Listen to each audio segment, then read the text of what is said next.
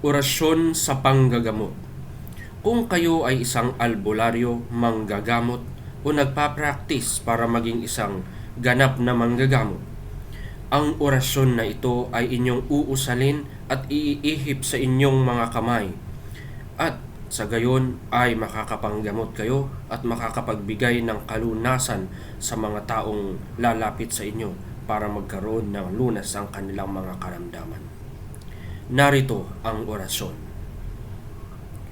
Pater Noster, Dominus Deus Noster, queso benedicite facinum hunc in manu mea, iuvat mesanari, sicut medicus, benedict me hunc facinum manu sancta tua, sic me multum iuvare poterit, iste omnes rogamus in nomine Jesu Christi Salvatoris Nostri.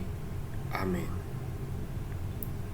Nawa ay nakatulong sa inyo ang orasyon na ito at nakapagbigay ng bagong informasyon sa inyong lahat. Ako pong muli si Misyonaryo LNK, ang inyong kababayan, nagsasabi sa inyo, Pax et Bonum, mga kapatid.